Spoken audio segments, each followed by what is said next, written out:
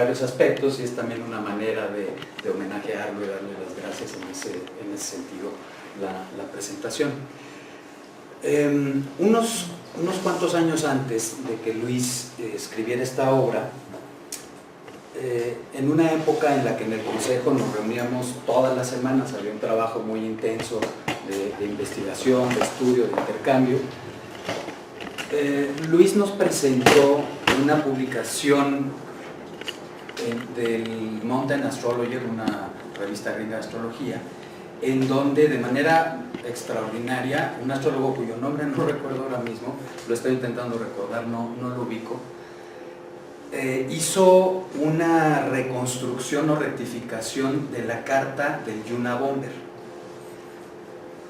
Nada más por las metáforas con las que escribía, por el estilo con que se expresaba, las imágenes, este astrólogo fue determinando, antes de que se supiera quién era, pues, ¿no? Este astrólogo fue determinando cuál sería la carta de este sujeto.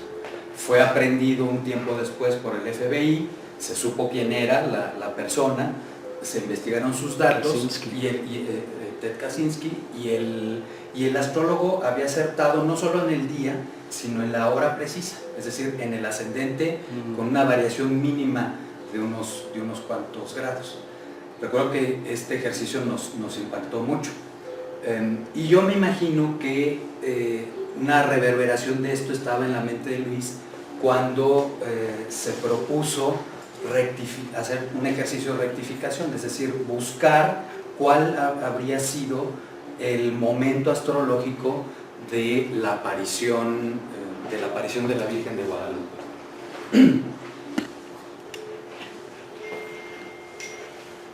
En México hay más guadalupanos que católicos, y me refiero con datos estadísticos a esto, con lo cual el fenómeno de la Virgen de Guadalupe va más allá de lo religioso y tiene que ver desde luego con nuestra identidad, con la identidad mexicana, nuestra identidad cultural. Entonces, si bien es un hecho que no sucedió en términos históricos, se trata de un símbolo, de una imagen. ¿Y por qué lo refiero? No es nada más mi idea, es algo también comprobado. El lienzo tiene 3 firmas, sabemos el nombre del principal pintor del lienzo, Marcos Zipac, lo cual no invalida el poder de la imagen. Pero hay que distinguir entre realidad histórica y realidad mítica. Lo mítico, desafortunadamente, en la llamada cultura occidental es algo considerado como fábulas para niños, bonitas, pero sin conexión con lo real.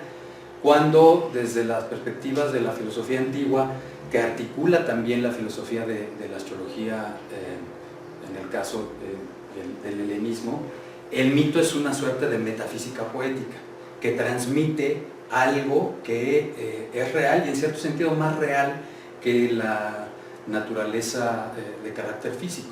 Entonces no se trata de invalidar lo que evidentemente es un símbolo muy poderoso y que tiene una realidad propia, pero no es la misma realidad que podemos documentar históricamente. Se trata de una imagen que ha tenido diversas transformaciones, adaptaciones,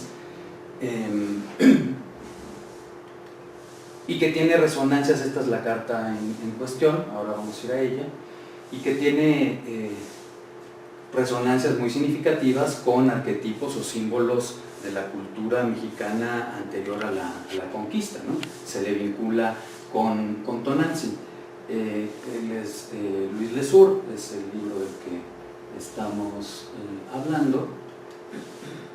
Algunos datos históricos los pueden encontrar, hay desde luego estudios propiamente, como el de Leo Portilla, que se titula igualmente Guadalupe Tonantzin, pero como medio de difusión, esta es una recomendación a quien quiera profundizar más en esos datos históricos en relación a la Virgen. Es sabido que el mismo abad de la Basílica, Schulenburg, negó la existencia de Juan Diego y de la aparición. Él lo hizo además desde una perspectiva, ¿cómo decirlo?, un tanto peyorativa para con el pueblo mexicano,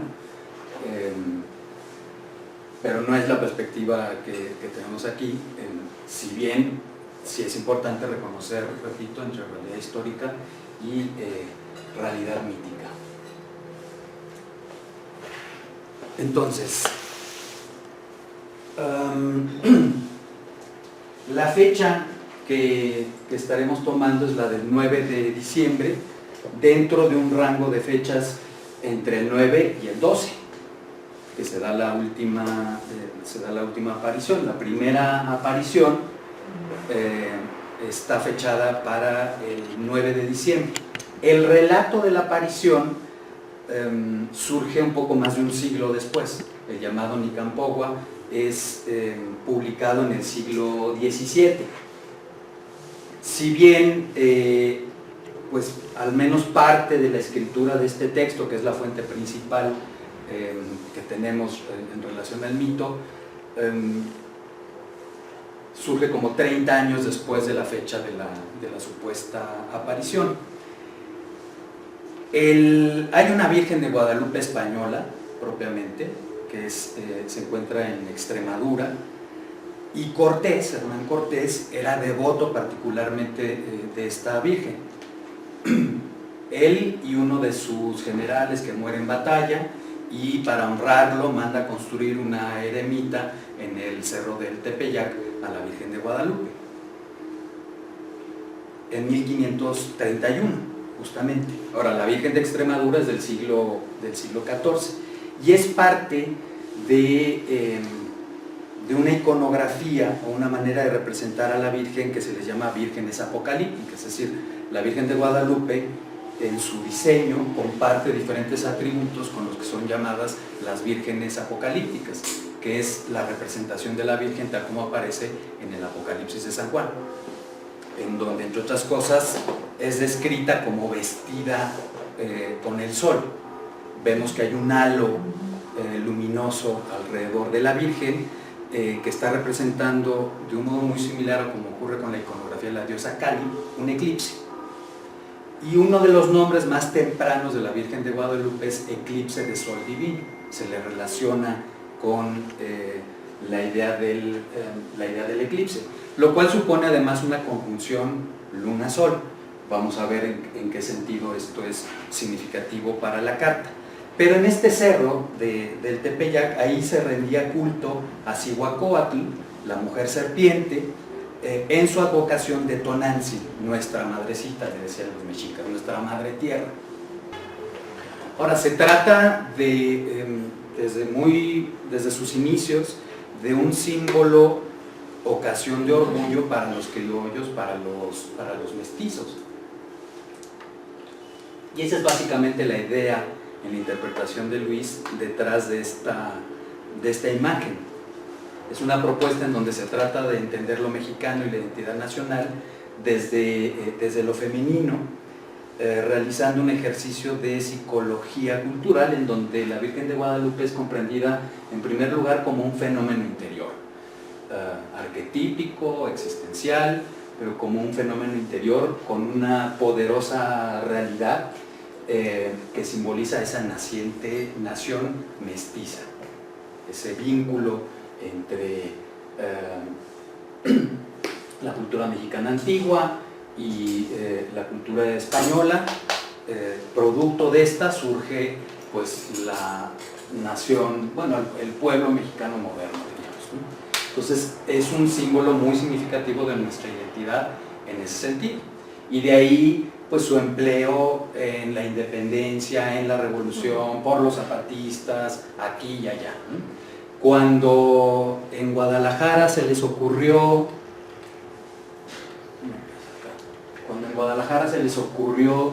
poner este monumento en donde se sincretiza la figura de la Virgen de Guadalupe con Cihuacóatl, esta mujer serpiente, bueno, pues fue un escándalo y había grupos que intentaron derrumbar la estatua, ¿no? Los cristianos conservadores, en fin.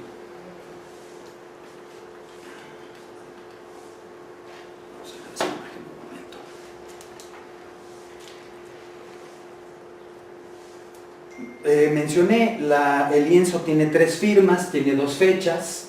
La firma principal es de Marcos Zipac Aquino, que es un pintor de la Nueva España, de los más importantes, a quien se le comisiona realizar este lienzo, esta figura. De modo que estamos hablando de una fecha literaria que no histórica. Entonces, bueno, del rango de posibles días, pues, ¿qué día habría que considerar? Luis se decanta por el 9, o sea, porque dentro de este rango de días la luna podría estar o en Capricornio, o en Acuario. Luis se decanta por Capricornio porque Capricornio es el signo relacionado con México. Los primeros astrólogos que trabajan aquí, el primer astrólogo que publica un libro de astrología en la Nueva España, Enrico Martínez, que tiene un busto ahí por Metro Valderas, él determina que el signo de México es Capricornio, de acuerdo a pues los parámetros que establece Ptolomeo para identificar signos con regiones, con países, con ciudades. Cuando Plutón entró a Capricornio, uno puede ver cómo se empezaron a intensificar las cosas y nuestro país comenzó a aparecer el Hades. De hecho, famosamente Francisco, el Papa, dijo en esas fechas que, bueno, parafraseando, no recuerdo exactamente cómo lo puso, pero que el diablo se había ensañado con México, ¿no? y que estaba en México, muy coincidente con esa entrada, la cual por otro lado trajo que es el efecto de Plutón, un potenciar, ¿no? Un magnificar, un empoderar al país en otros sentidos, ¿no? Podemos ver cómo a lo largo de estos años, pues en la escena internacional ha cambiado la situación del país, por no hablar, para no entrar en polémicas, con pues todos estos últimos años, los intensos cambios y transformaciones que hemos ido viviendo, ¿no? Hay muchos argumentos en relación a esta correlación, pero es una correlación muy temprana de México con Capricornio, particularmente la región del Altiplano, que es una región montañosa, lo cual corresponde también con Capricornio, y además con el carácter melancólico de la gente del Altiplano. Por otro lado, Capricornio se asocia con el mito del cuerno de la abundancia. Es el cuerno de la cabra maltea, aquella representada en la constelación de Capricornio, que significa plenitud y abundancia. Y a este mito los políticos todavía, hasta hace relativamente poco, seguían apelando una y otra vez, ¿no? López Portillo le gustaba estar refiriendo a esto del cuerno de la abundancia en México, y administrar la abundancia también decía, ¿no? Ahora, el relato dice muy de madrugada es literalmente lo que dice, lo cual lleva a Luis a buscar entre las 3 y las 5 de la mañana qué ascendente podríamos tener, con lo cual se reduce la búsqueda a Escorpión y a Sagitario. Por cierto, este día, además, la luna, notó Luis, la luna estuvo en conjunción con un asteroide que se llama María. Entonces, bueno, pues eso desde luego le parecía muy conveniente en términos de la búsqueda, como una posible pista ahí significativa. Entonces, entre las 3 y las 5 de la mañana nos daba entre grado 9 de Escorpión y grado 9 de Sagitario aproximadamente. Pero la luna, encontrándose en el 4º grado de Capricornio, se encuentra siendo una anticia exacta con el Sol. La anticia es una especie de aspecto que equivale a una conjunción. Y ocurre también lo siguiente: de acuerdo a las correspondencias de Ptolomeo, Sagitario, que es donde se encuentra el Sol, es el signo de España. O sea, es un signo relacionado específicamente con España desde hace muchos siglos. Luna y Sol en Anticia. La Anticia implica una relación entre dos planetas simétrica a cada lado del eje de los solsticios. De manera que estando el Sol en ese grado de Sagitario y la Luna en este grado de Capricornio, tienen un número equivalente de grados a uno y otro lado del eje solsticial. Entonces se encuentran en una anticia muy exacta, y la anticia equivale técnicamente a una conjunción. Entonces volvemos al simbolismo de la unión de Sol y Luna, Sol relacionado con Sagitario, Sol en Sagitario relacionado con España, la Luna en Capricornio relacionado con México. Además las anticias es solamente un aspecto de grado, o sea, no le damos un orbe a las anticias, si acaso a lo mejor medio grado, pero se consideran como los aspectos partibles cuando es por grado.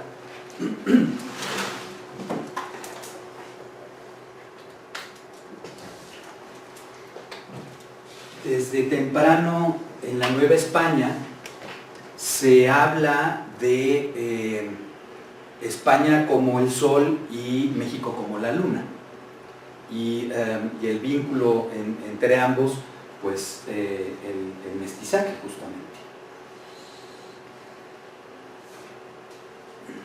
Entonces uno es reflejo del otro, con lo cual entonces estamos, bueno, aquí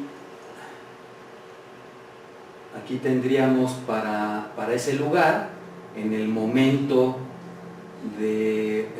simbólico de la aparición, el signo de Escorpión estaría ascendiendo por el horizonte.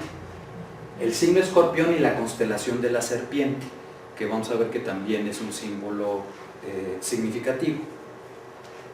Entonces estaríamos entre 3 y 4 de la mañana, de 9 a 22 de Escorpión. Escorpión siendo un signo que muchas personas nacionales y extranjeros luego relacionan con México,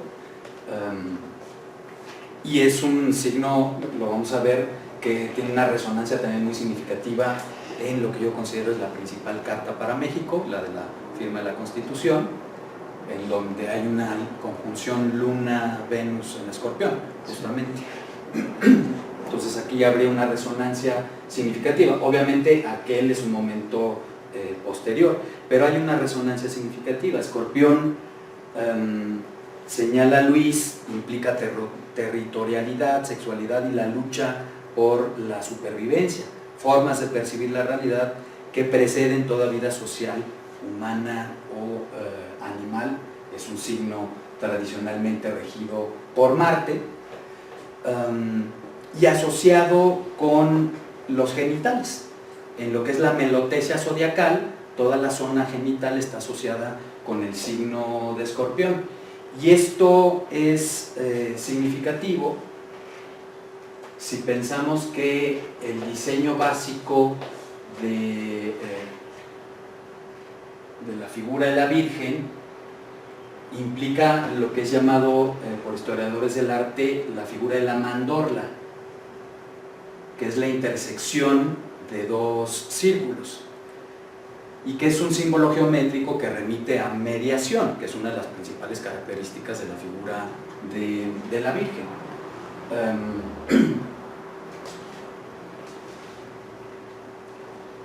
Y que está asociado con los genitales femeninos, esta figura.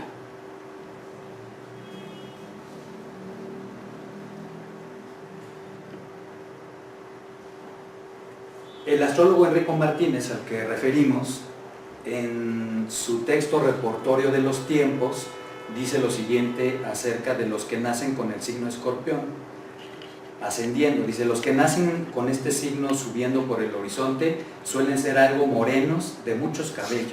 Algunos suelen tener el rostro encendido, lo cual desde luego queda muy bonito pensando en la figura de la Virgen. La mandorla o figura de almendra es una figura venusina que implica esa función conectiva y como de umbral. Y llama la atención, encontró Luis, que en 1431 está documentado que Netzahualcóyotl acampa en el Tepeyac utilizando como parte del simbolismo de Cihuacóatl en su estandarte de guerra unos genitales femeninos. Entonces hay una resonancia ahí también muy significativa. Además, en 1431 encontramos exactamente la misma relación angular entre Júpiter y Saturno que encontramos en esta carta. Luego, Luis, mencionamos también que la constelación de la serpiente está ascendiendo, se asocia con el mito de Heracles y la hidra venenosa, pero también con el mito de la medusa y Perseo. El signo Escorpión, incluso en la astrología moderna, si pensamos en Liz Green, se asocia con el mito de la lucha entre Perseo y la Gorgona, que vamos a ver que es también que tiene una resonancia muy significativa con esta carta. Entonces, y luego en el grado 13 de Escorpión,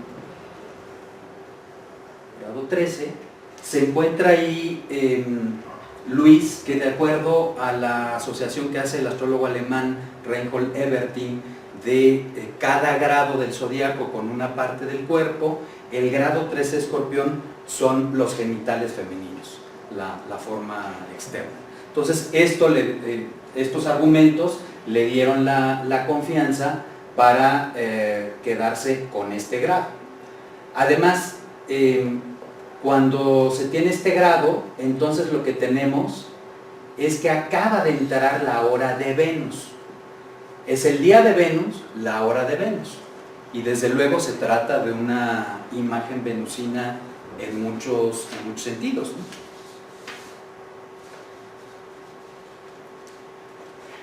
Pues en términos de argumentos técnicos, así es como llegó a la asignación de este grado. Entonces el resultado es una carta que pues es significativa en relación a nuestra identidad, una carta significativa para la cultura mexicana, es decir, para el ejercicio de lo que llamamos la astrología mundana, en donde empleamos diferentes cartas relacionados con las ciudades, los países, los pueblos, las regiones, y ver cómo se expresan los ciclos de los astros en estos ciclos. Además observa Luis también, por cierto, respecto a Capricornio y Sagitario, son los únicos signos asociados con la idea de mestizaje propiamente. Son signos híbridos o son signos compuestos.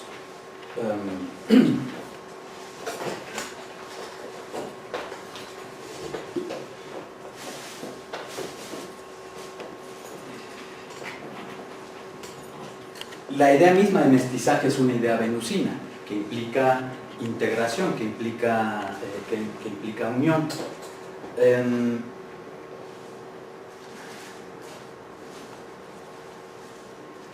Ahora, la casa 3,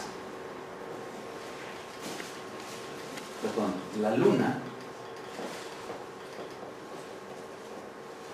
si usamos sistema de casas por signo, que con la recuperación de astrología tradicional que hemos visto en las últimas décadas, pues se ha encontrado como pues, el primer sistema de casas usado, o el sistema de casas original, si queremos ponerlo así, en donde los signos se toman también como casas, además del cálculo que se hace del ascendente, del medio cielo.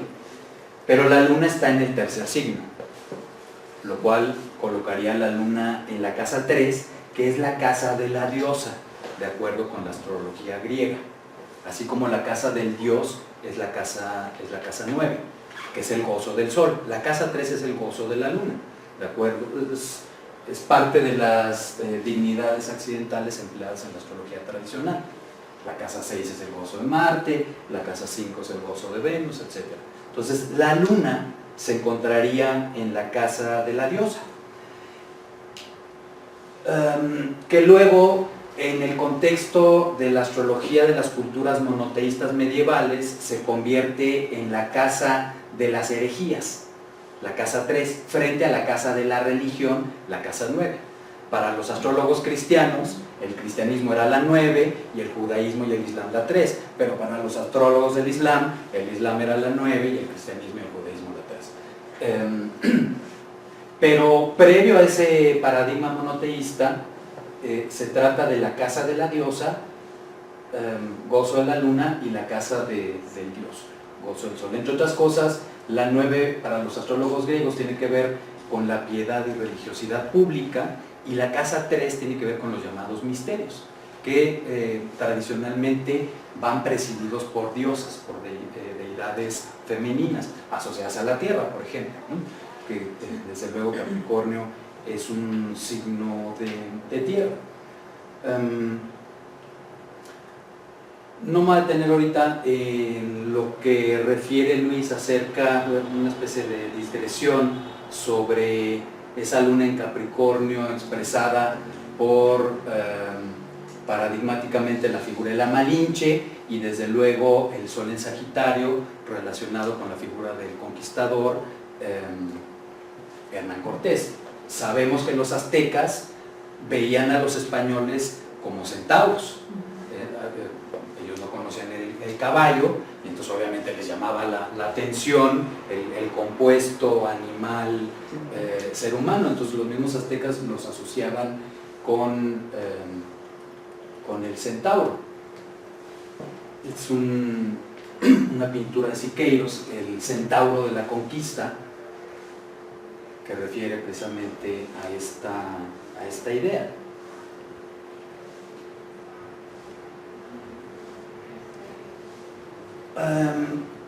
Luis presenta en relación a la luna en la casa 3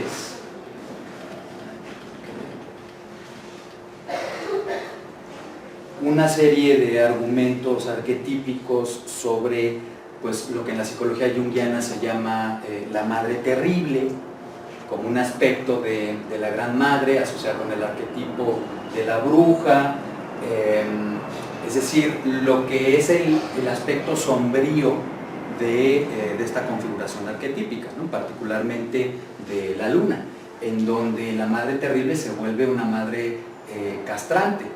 Y esto, pues, se ha señalado en diversas ocasiones en relación al culto de la Virgen de Guadalupe, en tanto que luego significa: virgencita, virgencita, arréglame todo, como si fueras mi mamá, y yo no me hago responsable, ¿no? Y bueno, la figura de la Llorona, la figura de la Santa Muerte estarían relacionadas arquetípicamente con este aspecto sombrío que no estoy diciendo negativo, sin ningún tipo de juicio moral al respecto, simplemente un aspecto sombrío de la configuración arquetípica. Ahí mismo en la casa 3 observamos a Plutón, observamos a Lilith. Luego Luis integra también a los asteroides, en donde hay más figuras femeninas, para su análisis de esta dimensión femenina arquetípica. No me voy a detener ahorita mucho en esto, pero podemos ver ahí a la luna con Juno, y a Plutón, Lilith, se le añade Palas, perdón, Ceres, no Juno, Ceres, y Juno en conjunción con la parte de la fortuna. Ahora, para ir cerrando con lo que son los argumentos y que nos detengamos un poco más en la carta como tal,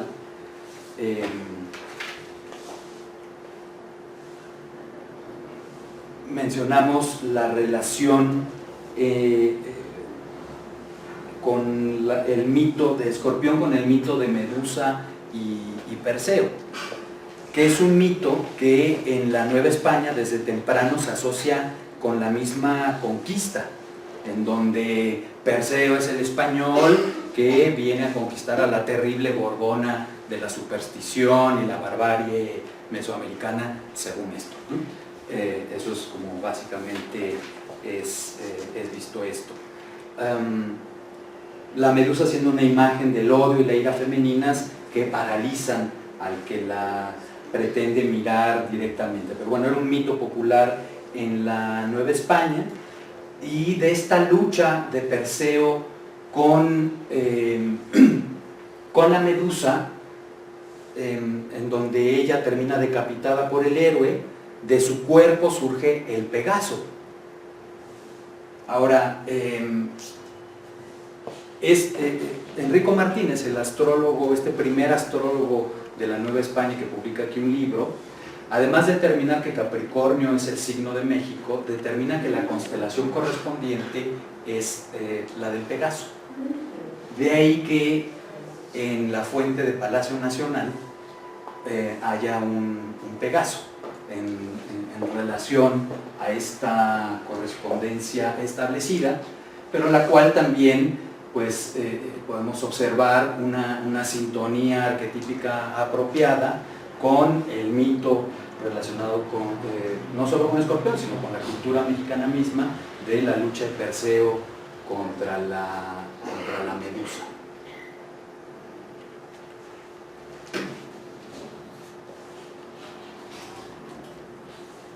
El Pegaso es también una figura que representa una mandorla, es decir, una unión o intersección de mundos. Una figura de integración.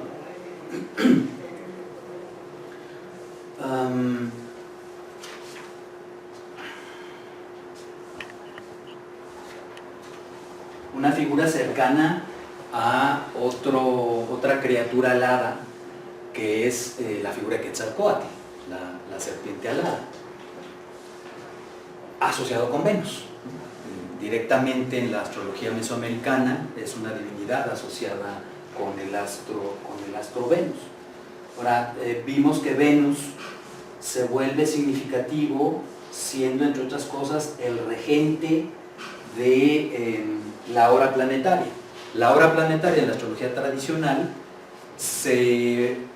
el planeta regente de la hora planetaria de nacimiento se considera como un corregente del ascendente. Hay una relación significativa en donde el ascendente va a remitir a la forma que se manifiesta sus atributos. El ascendente tiene que ver con manifestación, que en el caso de la figura de la Virgen de Guadalupe, sin duda se trata de una figura venusina, decíamos, ¿no? Agraciada, atractiva, rodeada de rosas, que es la flor de Venus por excelencia, y bueno, desde luego extraordinariamente popular. Y bueno, me gustaría detenernos unos momentos en algunos pasajes del texto de Luis en relación a el ascendente y el estilo nacional. Porque no cabe duda que hay una resonancia marcial significativa, como el propio himno nacional expresa. En la Carta de México, la carta, creo que la más importante o la más usada en la astrología mundana en nuestro país, el ascendente es Aries, y Marte se encuentra ahí angular, relacionado con la Luna, recibiendo a la Luna y a Venus. Entonces, desde luego, hay una relación, hay una resonancia muy significativa con Marte. Y esto se observa también en el propio escudo nacional, en donde, a diferencia de la figura de Pegaso, de Quetzalcóatl o la misma Virgen de Guadalupe, que supone integración, que supone mezcla, mestizaje, unión. En el escudo nacional tenemos a un águila destrozando a una serpiente, lo cual es bastante desafortunado si pensamos que el águila se asocia con una idea de la clase superior y la serpiente con el pueblo y las fuerzas telúricas de la tierra, o si pensamos en la asociación del águila con el vecino del norte. Pero en todo caso es un símbolo contrario a lo que es el propósito de estos arquetipos que hemos ido describiendo. Brevemente leo de Luis acerca del ascendente. Dice: el ascendente, el punto del zodiaco que emerge de las entrañas del mundo, representa la forma que le confiere la Tierra a algo, sus atributos terrenos visibles. Por eso, como he mencionado antes, el signo del ascendente describe la apariencia. Más abajo habla sobre la disposición y el estilo deben ser descritos por el signo que cruza el horizonte al momento de nacimiento. Sin embargo, el ascendente delinea también la predisposición innata que todos tenemos a tratar a nuestro alrededor ciertas formas sobre otras. Es un filtro a través del cual percibimos selectivamente la realidad. Por ello, el ascendente también describe los prejuicios con los que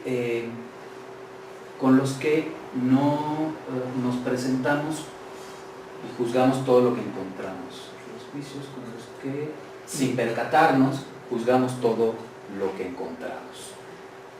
Es una simplificación extrema, pero útil. Diré entonces que nuestros prejuicios son nuestra personalidad y estilo.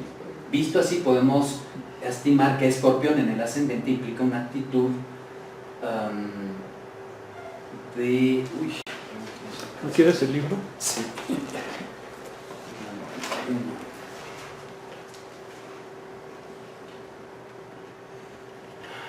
Implica una actitud de reserva y hasta de recelo al encontrar una situación inédita o una persona a la que todavía no se conoce.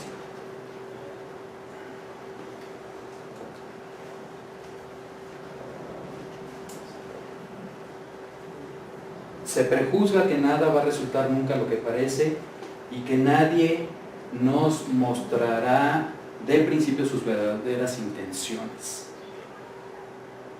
Voy a leer más abajo, segundo párrafo. El ascendente Escorpión hace a México un país profundamente conservador, pero no en el sentido que en política se da el término. Tampoco se trata del conservadurismo del signo opuesto, Tauro, que aprecia y disfruta de la monotonía y la repetición. Escorpión sencillamente desconfía de lo nuevo. La frase más vale malo por conocido que bueno por conocer fue acuñada por alguien con el ascendente en este signo. Si se presiona buscando un cambio, aunque sea explícitamente para mejorar, solo se confirmarán los prejuicios de que lo nuevo amenaza la integridad y se provocará una resistencia mucho mayor. Entonces ya no habrá razón que valga y la negativa al cambio puede escalar con facilidad hasta terrenos autodestructivos. Lo que no es familiar debe introducirse a cuentagotas, sin presionar y esperar a que poco a poco el recelo vaya disminuyendo. Solo entonces, paulatinamente, la novedad será aceptada e integrada. Es claro, bueno, aquí habla del escudo nacional, y más abajo refiere al empleo de los diminutivos en nuestra cultura, con los cuales denotan este uso también una exuberancia y un exceso que parecerían no ser consistentes con la usual parquedad escorpiónica. El lenguaje de la política en México tiene también este mismo estilo. Y un poco más adelante remite entonces a también un elemento importante en la carta, que es la presencia de Júpiter en la casa 1, que va a ser parte de aquello que se está manifestando, que se está presentando.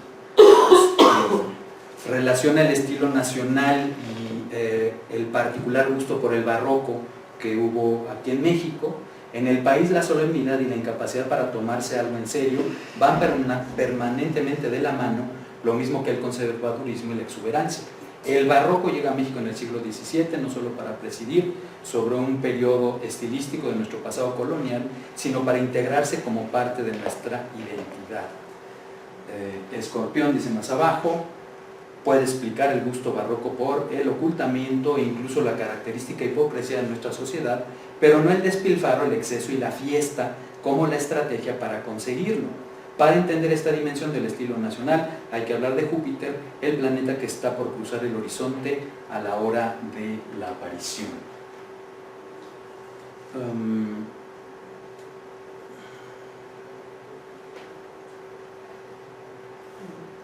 Y bueno, habla de esa... a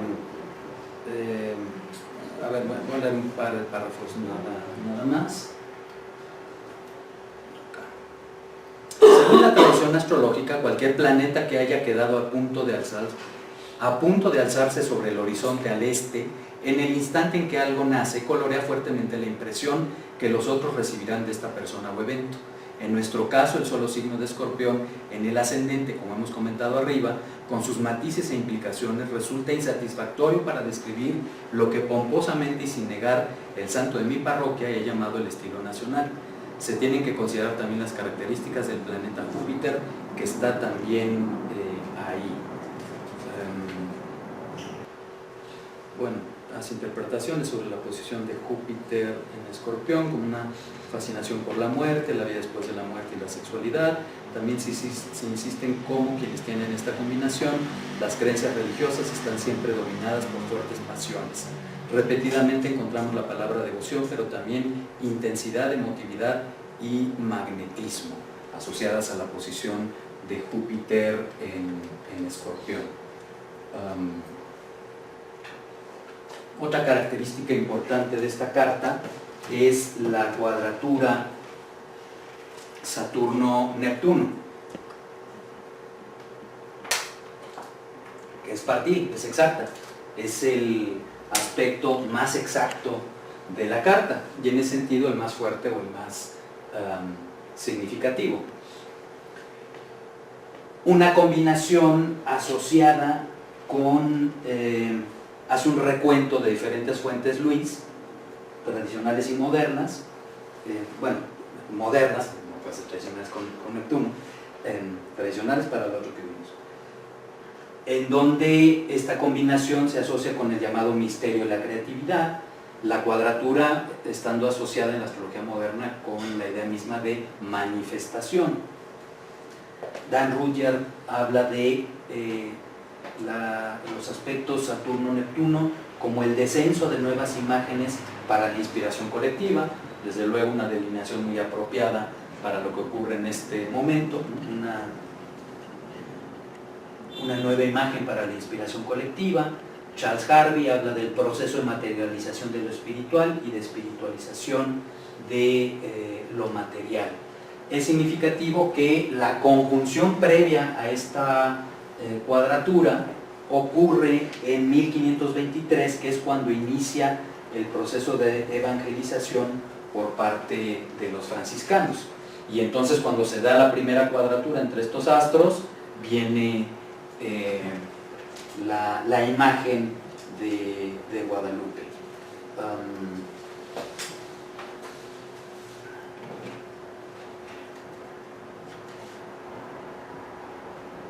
Vemos que Marte de esta carta se halla ahí cerca del ascendente y la conjunción con la conjunción en Aries Júpiter-Saturno, característica de la misma. Ya habíamos mencionado la preeminencia también de Escorpión en la carta, no solo de Marte, habiendo una conjunción Luna-Venus en este signo. En Orbe con el ascendente de la carta de la Virgen.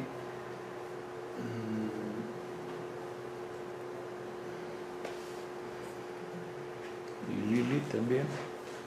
Sí, es una conjunción que incluye mágica a Lilith, y que es un símbolo también significativo, signo en relación a esto. Y de hecho, si se aplica el cálculo esto ya no lo hizo Luis, pero si se aplica el cálculo de lo que los astrólogos medievales llamaban el almutem figuris de la carta, es decir, el planeta que rige toda la carta, el astro dominante es Venus.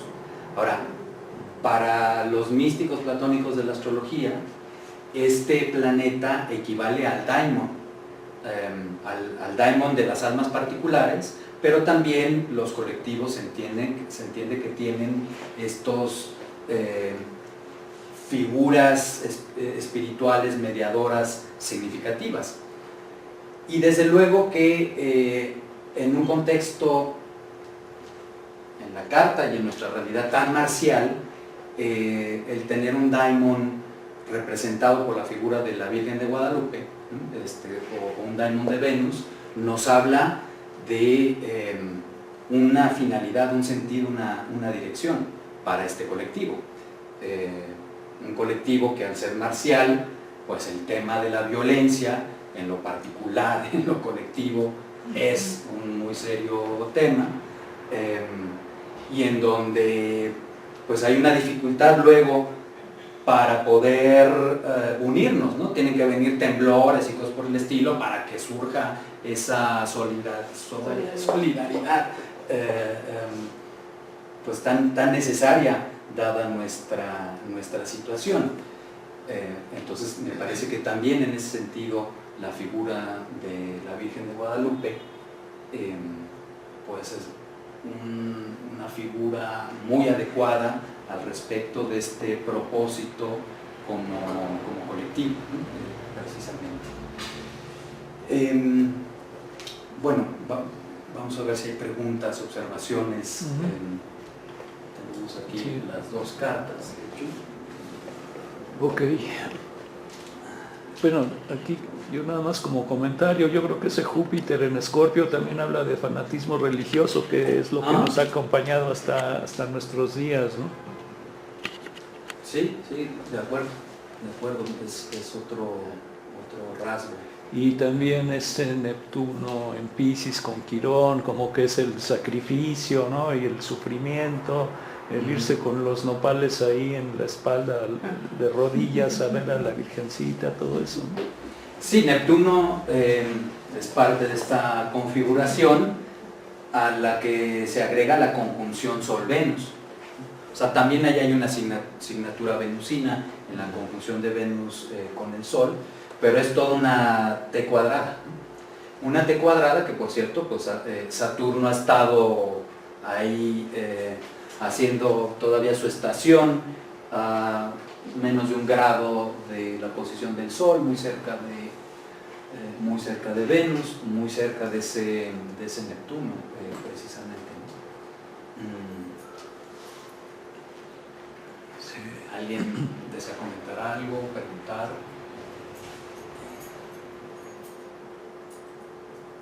El cuadro de la pintura que comentaste, Ajá. tú que sabes bien de todas esas parte esotérica, yo estaba comentando que tenemos mucha como desprecio por el arte, pero en aquel tiempo el arte era algo que era un talismán. O sea, tú decías, tengo este problema médico, llegabas con el pintor y eso también los frailes, o sea, me imagino que todos estos pintores pues, tenían una especie de manual y tenían que hacer las cosas para inclusive el lugar donde lo ibas a poner, qué simbolismo podría tener, exactamente hacia dónde, en qué pared tenías que ponerlo para que tuviera ese efecto tan fuerte que tiene hasta ahorita, ¿no? Sí, no en todos los casos, pero el arte en la antigüedad, los cuadros no eran simplemente cuadros, ¿no? Si pensamos en la Venus de Botticelli, volviendo al simbolismo de Venus, pues es un talismán hecho para Lorenzo de Médicis, porque en su carta tiene un Marte ahí atravesado, y entonces Marsilio Ficino, preocupado porque se trata de un dirigente político y no es bueno que un dirigente político tenga un mal Marte, como sucede con Trump y su Marte en Leo y en el ascendente, ¿no? Y entonces se le receta un talismán de Venus, y claro, hay que ser un Medici para entonces decirle a Botticelli, oye, hazme mi talismán, el cual habría sido fabricado en momentos de Venus propicios, ¿no? Con elecciones de Venus, con los símbolos, los colores. Es una imagen metafísica, pero también es un talismán. Y a su manera, yo creo que podemos decir que el manto de la Virgen de Guadalupe es un talismán, es decir, es una imagen viva. Eso yo creo que no hay duda. Podemos dudar de la realidad histórica de la aparición, 500 años, pero es una imagen, ya lo creo que viva y poderosa y significativa.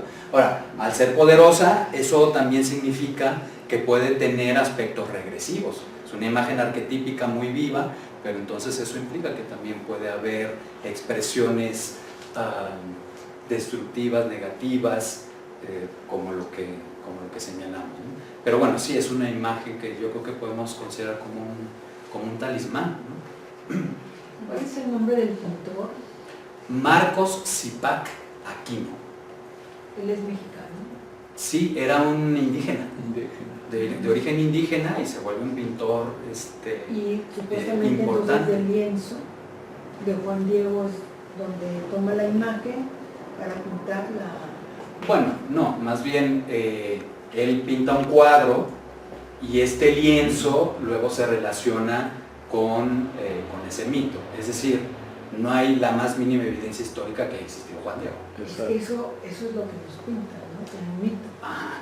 Es lo que nos engaña. Pero el problema es la falta de conciencia hermenéutica o interpretativa de los mitos, ¿no? O sea, porque no significa que un mito entonces nos refiere a algo que es mentira, no.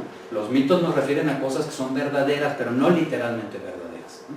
Es un lenguaje metafórico, poético, simbólico, y no lo podemos tomar hacia el pie de la letra, pero pues la cultura occidental cristiana, No, y también la modernidad nos ha hecho perder esa... Exacto. ¿Te acuerdas que estábamos el miércoles que estábamos platicando y le saqué la carta, ya como la vemos ahora en la modernidad, como la hace Walter, nos enseñó a ver un poquito la declinación, y cuando sacas declinaciones te das cuenta de que esa carta no es una carta común y corriente. O sea, ese momento es tan poderoso que explicarlo, seguramente un vidente la vería así, tal y como lo comentaron, ¿no? Juan Diego, un lienzo, la Virgen, ver a la Virgen, todo eso, creo yo que sí es posible, porque cuando ves la carta, pues son cartas con Venus fuera de límites, o sea, más allá de los límites del Sol, muy poderoso ese Venus, que es lo que nos está pasando ahorita. Plutón fuera de límites, Urano fuera de límites. Esos momentos son tan poderosos que llegan hasta nuestros días, y cuando veo cartas me doy cuenta, por ejemplo, el fuerte de San Diego fundado con todo eso, y ya me empiezo a ir hacia atrás buscando más fechas, el Imperio Romano fundado con esas mismas, o sea, son momentos así que a lo mejor no sé un vidente, o a lo mejor un astrólogo muy bueno, o de alguna manera son fundaciones que inclusive enterraban plomos, o no estaban jugando, o sea, decían, este momento se queda para la historia porque venimos a conquistar y a que la religión se imprime en este lugar. Entonces fundas una de esas iglesias en cada estado como lo hay, y esas fundaciones pues nos crean lo que ahorita estamos viviendo. Curiosamente, cuando saco las cartas, se está repitiendo exactamente ese momento ahorita. O sea, con el retorno solar de todo esto, se está repitiendo el Plutón fuera de límites, Urano fuera de límites. O sea, son momentos muy poderosos de creación de imperios. Entonces, sí. Ahora, yo creo que lo sabían. O sea, bueno, eso es lo que voy a mencionar. En este caso, se trata de una magia no intencional, pues, ¿no? O sea, a diferencia a lo mejor de la creación del cuadro de la Venus de Botticelli, se trata de algo no intencional, pero eso no le resta ni poder, ni valor, ni importancia, ¿no? Históricamente no hay ningún tipo de evidencia de que veían todo de eso. que alguien haya dicho, mira, ahorita viene esto tal y cual, y entonces pone esa imagen, ¿no? A veces esas magias ocurren de manera inconsciente o no intencional, pero desde luego hay algo muy mágico, en eso podemos estar todos de acuerdo, ¿no? Que creo que es lo más importante, ¿no? O sea, puede ser que Cortés tenía un chamán o algo, porque bueno, eso no es normal. se sabe que con Cortés llegan y se conocen los nombres, viene un astrólogo, viene una especie de mago practicante ahí ritual, de algún tipo. Y Cortés está relacionado con que se ponga la eremita de Guadalupe por su amigo devoto de Guadalupe, el extremeño, igual que Cortés, porque la Virgen de Guadalupe de Extremadura es de donde viene Cortés. Entonces sí hay ciertos vínculos, y claro, sería muy atractivo como para serie de Netflix pensar que todo ¿no? haya sido como un plan en donde eligieron el momento, pero realmente parece que no es el caso. Ahora, eso es irrelevante si pensamos en la vida que tiene esta imagen, ¿no? Que sin duda tiene una vida que es profundamente significativa para nosotros, ¿no? Yo en mi caso soy sacerdote consagrado de la Virgen de Regla, entonces soy devoto de la Virgen de Regla, no directamente de Guadalupe, pero pues hay una vocación mariana, o sea, ciertamente creo, si prefieren que lo pongamos así, en la realidad de la Virgen, ¿no? Eso no hay duda. Porque inclusive lo pusiste en el cuadro Venus, o sea, cuando yo veo que Venus estaba fuera de límites, digo, pues, es un vidente el que hizo eso, no puede ser. ¿Y desde cuándo se conoce el nombre del pintor?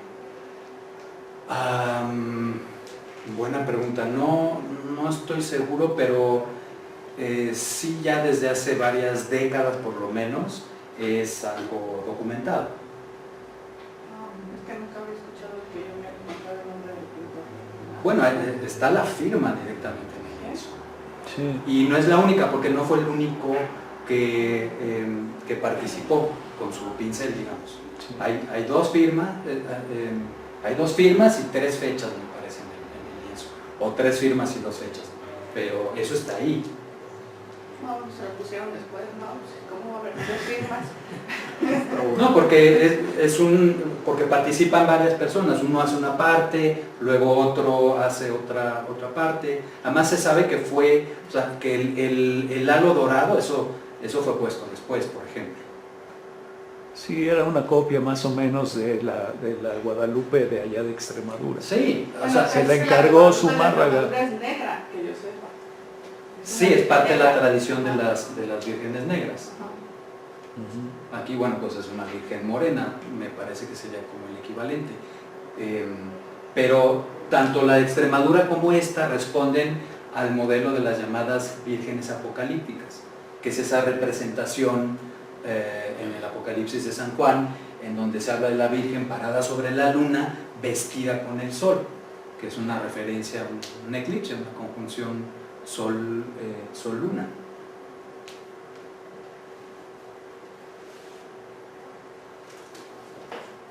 Así es.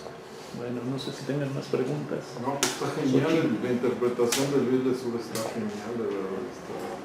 Porque se va repitiendo y te das cuenta cómo se va replicando en muchas escenas de Cortés, de cómo llegó y conquistó ¿Y cómo llegó la fecha y la hora? ¿Cómo determinó sobre todo la hora? Bueno, de eso estuvimos hablando, lamentablemente llegó usted un poco después, pero es un ejercicio, va a estar el video yo creo que disponible. Sí. Entonces, es un ejercicio de rectificación en donde primero determina el día, entre el 9 y el 12, por una serie de argumentos se queda con el 9.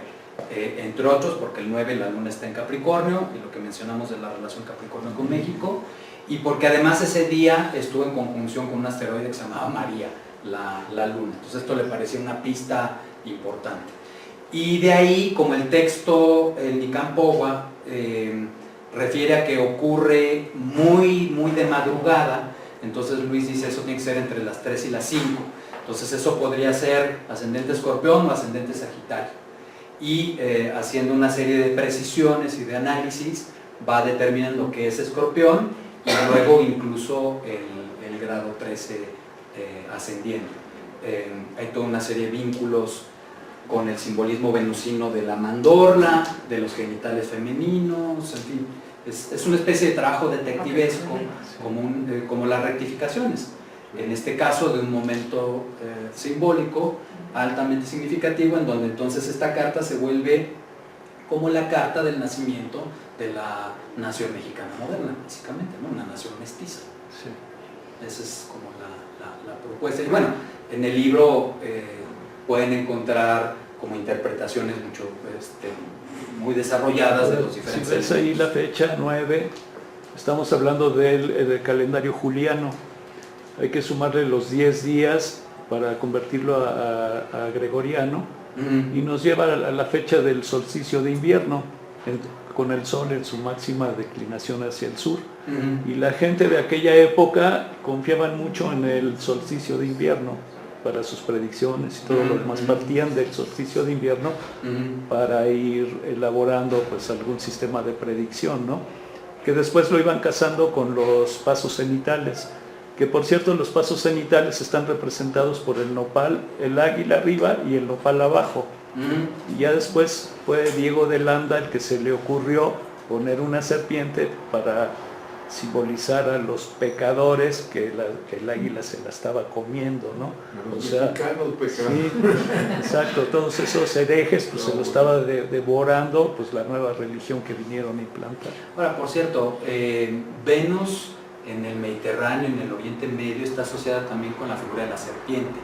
Eso no es tan claro en el caso de Afrodita Venus, pero Ishtar, Inanna, variaciones del Oriente Medio se relacionan con la serpiente, y mencionamos la constelación de la serpiente está ascendiendo, además de que el simbolismo de la serpiente se relaciona también con el escorpión, ¿no? Sí, muy bien. ¿Qué momento ¿Qué está? opinas Sí, del por favor. ajuste que hace a esa carta el maestro Walter? ¿No la conoce? Sí vi que hace no mucho sacó algo ahí Aquí la tengo. en Facebook. ¿Quién? Walter luego hizo su propuesta. Pues bueno, creo que hay argumentos astrológicos mucho más sólidos en este caso, en mi opinión. Y el trabajo de Walter pues se basa sobre el trabajo de Luis. Digamos, a quien se le ocurrió decir, a ver, ¿cuál sería la carta de la aparición de la Virgen? Fue Luis. Lamentablemente Walter no refiere nada de esto. Walter se va al Sagitario, se mueve tantito. Ajusta la hora, ajusta la hora más. Ajustó con Sagitario por lo que dijiste del Pegaso. El Pegaso suena muy lógico, porque el Pegaso inclusive has visto que es la forma de México, es el Pegaso al revés. Entonces, O el cuerno a la abundancia también hacía así. O el signo de Capricornio también es México. Asocian el Sagitario de otra manera, ¿no? Lo incluyen como parte de México. Y además, si uno contrasta esta carta con la de México, que no es la única de México, Sí. pues Ahí está el la simbolismo. asignatura marcial, el simbolismo de escorpión, o sea, de hecho es el mismo grado, la parte de la fortuna de la carta de Guadalupe y la luna. Y bueno, no desarrollamos a detalle los argumentos de Luis, pero en mi opinión, pues creo que le dio al clavo con ese ascendente escorpión. Yo fíjate que estoy investigando más de todas esas cartas que hacía Cortés y todos los momentos en los que, por ejemplo, el asedio de Tenochtitlan y todo esto, y siempre usan todo esto. Parece que no es tan importante, pero viste que lo puse con estrellas, y seguramente ellos usaban estrellas porque son momentos le decían el famoso pues el Sagitario, ellos el simbolismo es de invasión, de exterminio, Sagitario es el exterminador, es la constelación que trae la flecha, es el arquero, está disparando, y llegaban y exterminaban pueblos. No, y además lo interesante es que desde siglos atrás Sagitario se determina que es el signo relacionado con España. Hay ese vínculo específicamente Entonces España. usaban mucho esas fechas para conquistar, para ganar. Bueno, era común todavía en esa época que se recurriera al astrólogo momento para, exacto, sí. había astrólogos especializados en la guerra, de hecho, ¿no? Sí, cuándo atacar, Sí, sigue cuándo invadir, porque vienen del Imperio Romano, o sea, todas esas fechas vienen muy de la antigüedad. Sí, sí, Muy es bien. una práctica usual. No sé si tengan más preguntas para José Manuel. ¿Todo bien? ¿Qué les pareció la charla?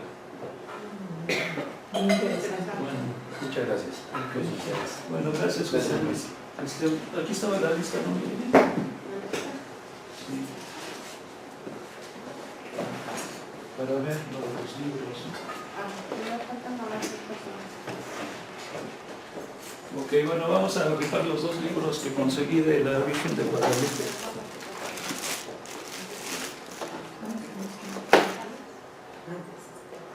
Ok, José Manuel, se me olvidó decirles, él es doctor en filosofía por la UNAM y es profesor de la Facultad de Filosofía y Letras de la UNAM.